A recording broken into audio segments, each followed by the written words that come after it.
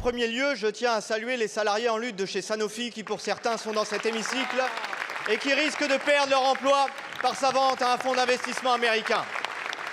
Ma question s'adresse à Monsieur le ministre de la fonction publique, ou plutôt dirais-je, de la liquidation de la fonction publique.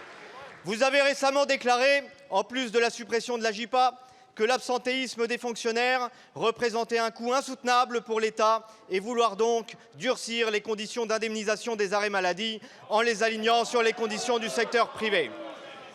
Sauf que vous oubliez de dire que les 2/3 des salariés du privé sont couverts par des conventions collectives. Vous ne visez donc pas l'équité publique-privée, mais bel et bien de faire encore et toujours des économies. Plutôt que de traiter les causes de l'absentéisme, vous vous en prenez aux conséquences en pointant du doigt les absents. Quelle honte de pointer ainsi les serviteurs de l'État. Stoppez cette stigmatisation, respectez-les.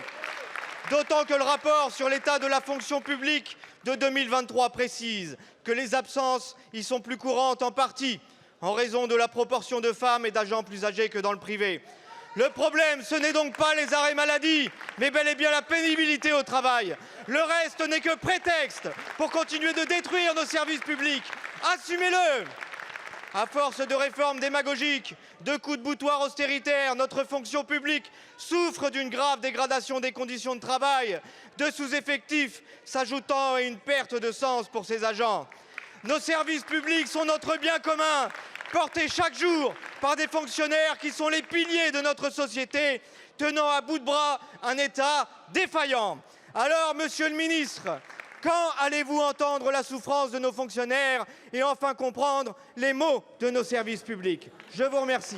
Merci beaucoup, monsieur le député. Et mon rôle, monsieur le député, ce n'est pas de mettre le sujet sous le tapis, c'est de regarder les différents éléments qui me sont remontés avec rationalité. Il se trouve que oui, dans notre pays, l'absentéisme est en hausse. Nous devons regarder la réalité des chiffres en face, monsieur le député, et au nom du gouvernement, nous ne mettrons pas le sujet sous le tapis, et c'est pourquoi le gouvernement a engagé un plan de lutte contre l'absentéisme que j'aurai l'occasion de détailler dans les prochaines questions. Merci, madame la présidente. Et monsieur le ministre, c'est que vous détestez les fonctionnaires, c'est ça la réalité.